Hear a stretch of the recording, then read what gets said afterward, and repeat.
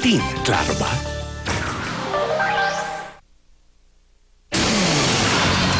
Ang mga unang balita sa mga oras na ito. 2 araw bago ang Pasko, mga nagla-last minute Christmas shopping sa Divisoria, lalo pang dumami.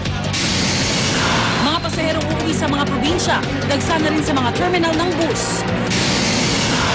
Isang barangay kagawad, patay sa pamamaril sa La Union. At halos 2.3 billion euros, pinaghati-hatian ng libo-libong nanalo sa Christmas lottery sa Spain. Huwag pauli, tutok na sa unang balita. Ako po si Rhea Santos, kasama si Jiggy Manicad. Narito na ang mga unang balita.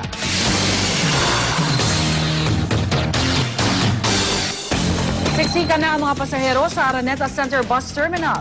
Sa dami ng tao, sinakop na nila pati ang bangketa. May live report si Dante Perello. Dante.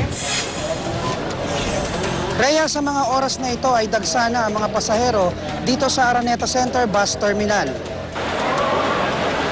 Hindi na nga magkamayaw sa kapal ng tao sa loob ng bus terminal, kaya umapaw na hanggang sa labas ang mga tao at nasakop na rin nila pati na ang bangketa. Wala ka na rin halos madaanan sa dami ng mga bagaheng bitbit ng mga pasahero.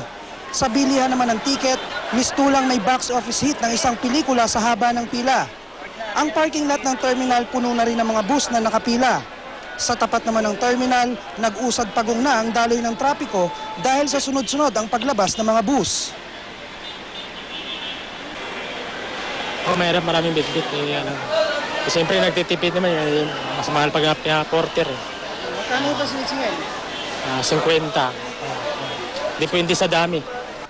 Oh, mahirap nga kasi medyo napupuyat. Tapos naman magparaantay ng sasakyan. Oh. Natulog na. Ang hirap. Kasi siksikan Talaga napakahaba ng pila. Rhea, bukas ay holiday na, kaya inaasahang dodoble ang bulto ng mga pasahong darating dito. Yan ang sitwasyon ngayon dito sa Araneta Center Bus Terminal. Balik sa'yo, Rhea. Maraming salamat, Dante Perello, nag-uulat live mula sa Cubao, Quezon City. South Luzon Expressway, normal pa ang daloy ng trapiko. Ang latest traffic update sa live report ni Love Anuver. Love. Maraming salamat, Jiggy, sa mga oras na ito. In general, Jiggy, surprisingly, napakaganda pa rin ng kakalsadahan ng South Luzon Expressway. Kung magkakaroon man ng problema, yun yung mga papasok dito sa may Calamba area, dahil nagkakaroon po ng pila ngayon dito sa may Calamba Toll Plaza. Ang dulo po ng kanilang pila ay hanggang sa may silangan. Kaya naman po nagkakaroon po ng problema. Pero naman po sa ating mga motorista na patungo ng Santo Tomas, Batangas, ayon po dito sa ating mga nakausap sa Traffic Control Center ng South Luzon Expressway, naku, pwede nyo pong daanan. Ang shortest way po para makarating kayo ng Santo Tomas, Batangas ay ang Ayala Greenfield. Mula po yan Calamba, diretso na po ng Santo Tomas, Batangas at wala po kayong babayarang anumang toll.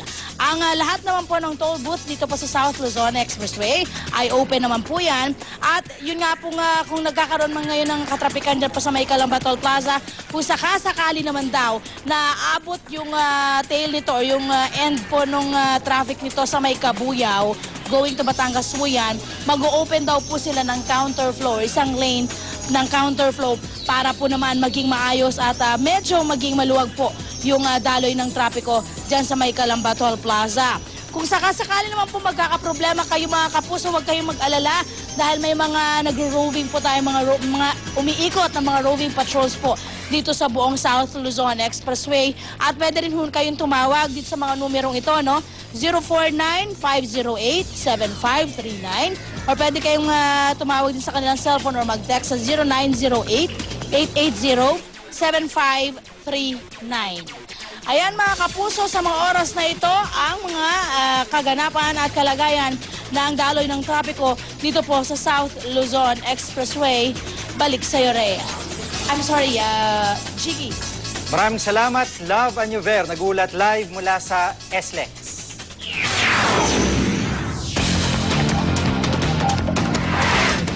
Security guard ng isang fishing vessel sa Zamboanga patay matapos aksidenteng madulas at mahulog sa dagat.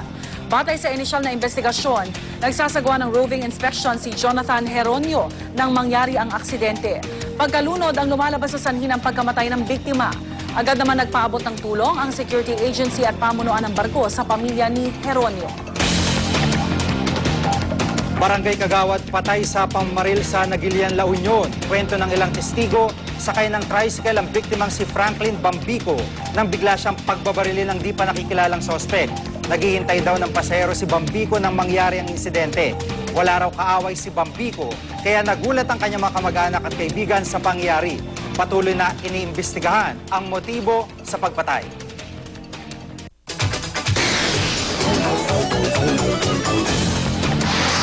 Coastal community sa Louisiana sa Amerika ramdam pa rin ang epekto ng oil spill sa Gulf of Mexico. Ayon sa ilang mangingisda, pinoproblema nila ngayon kung paano ipagdiriwang ang Pasko. Matumal daw ang bentahan ng mga lamang dagat dahil sa oil spill.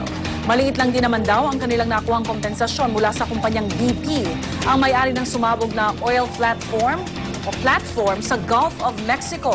Sa ngayon, abala ang US Coast Guard sa cleanup operations para mahanap ang mga nakatagong oil pockets.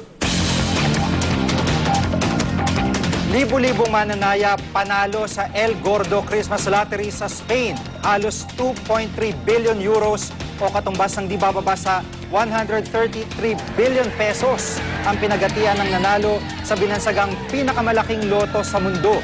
Mula 20 euros o 1,160 pesos hanggang halos 17.4 million pesos ang napanalunan ng mga masuswerteng mananaya.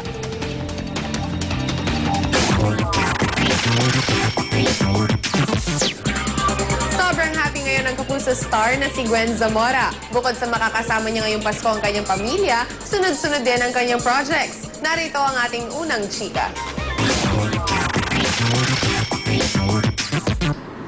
Umuwi pa mula France ang pamilya ni Gwen Zamora para suportahan ang baguhang aktres sa kanyang kauna-unahang pelikula, ang Siagimat at si Enteng Kabisote. Gusto rin daw nilang makabonding si Gwen ngayong darating na Pasko. It's their first time to come to the Philippines actually. Yun. So we want to show them how the Pinoy Christmas is, the Pinoy New Year's. Spend time with the family. Get to relax kasi yun talaga yung na-affect yung health ko. Ngayon may ubo ako. So really a lot of sleep, spend time with the family, and exercise. Kasi gusto ko by next year, super sexy na ako.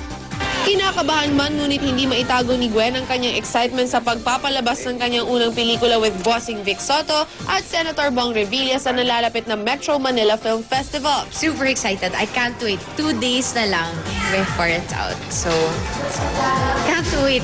Sa tingin ko, it will be really good. Samantala, di na talagang mapigilan ang pagiging in-demand ni Gwen dahil balita rin na magkakaroon daw ng proyekto kasama ang pinakabagong machete na si Alger. I think I'm going to be working with him soon. I hope I am because I'd like to work with him. I don't know. Nakatrabaho ko na siya before sa The Last Prince. At yan ang hottest sa showbiz ngayong Thursday morning. Kita-kits po tayo ulit bukas. This has been Luandi, your morning kachika.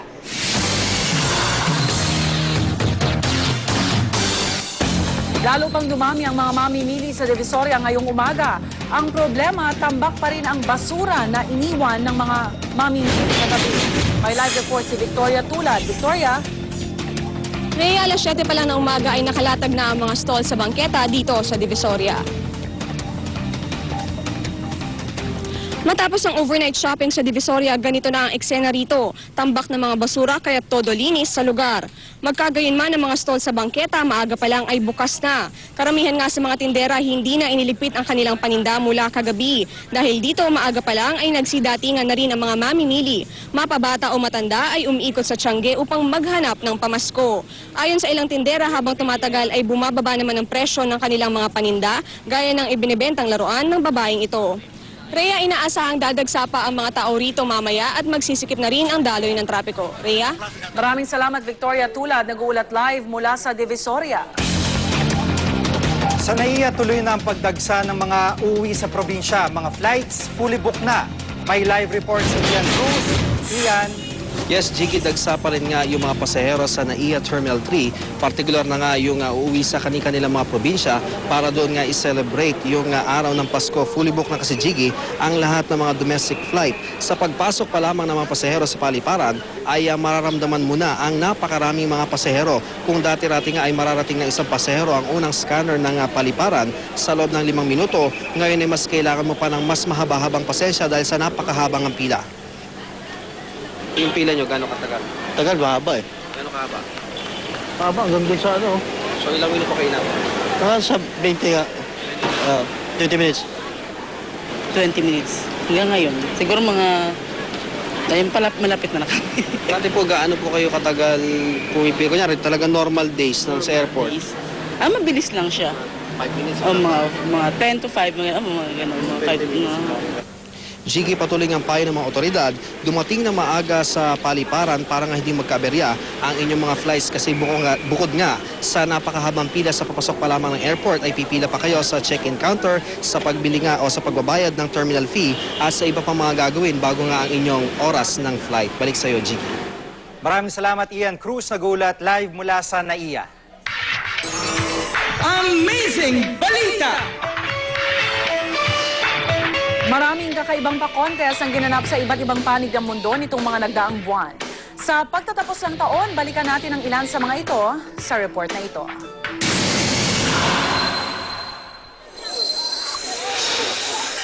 Hindi magkamayaw ang mga biik na ito sa Moscow. Paano ba naman kasali sila sa Pig Olympics kung saan isa sa main event ang takbuhan? Sino ba naman ang mahalilimot sa freshman na ito na tinaguriang Spider-Man? Kahit ilang beses na naaresto, patuloy pa rin umaakyat si Elaine Roberts sa matataas na gusali sa iba't ibang bahagi ng mundo. At ngayong taon, ang Singapore Flyer na may taas na mahigit 540 talampakan ang kanyang inakyat. Tiyak na matutuwa ang sino mang makakita sa malalaking ito na mistulang kabayo. Suot ang kanilang horse costume, kailangan nilang malagpasan ang matataas na tumpok ng straw na ito. Pero kung inaakala niyo madali ito, nagkakamali kayo. Ang isang lalaki nga ito, nadapa pa. Kung type niyo naman ang sayawan, baka ang International Pole Dancing Championships ang dapat niyo abangan. Dito talaga namang mapapahanga kayo sa galing nilang gumiling sa manipis na tubo. Kung matinding adventure naman ang hanap ninyo, bakit di subukan ng base jumping kung saan tumatalon sa dulong bahagi ng isang mountain range ang mga kasali? Kung di nyo naman kaya ang mga dangerous stunts at hilig lang kumain, may patok na competition pa rin para dyan. Ang pie eating contest sa England kung saan paramihan ng kainan. Ilan lamang ang mga yan sa mga kakaibang storya sa iba't ibang panig ng mundo na talaga namang nagpabilib, nagpahanga at nagpangiti sa atin ngayong taon. Para sa unang balita, PR Kanghel reporting. Para makatanggap ng mga pinakabagong balita via text, itype lang ang GMA News Space On at isend sa 4627. At yan po mga unang balita sa umagang ito. Sa ngalan ni Igan Arnold Clavio, ako po si Jigo Manika. At kung may balita i-report sa GMA News, i-text ang scoop space, message space ang inyong pangalan at address at ipadala sa 4627. Kasama si Pia Arcangel. Ako po si Rhea Santos. Ito ang unang balita.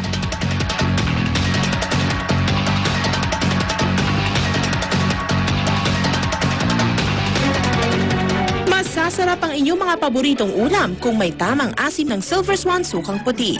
Mabango, swabe sa lalamunan at hindi masangsang sa ilong. Silver Swan sukang puti. Tamang asim. A full day at work can make you feel mentally tired. You're less sharp and concentration is low, leading to embarrassing hello moments. Boost your mental energy. Take Secon Advance every day.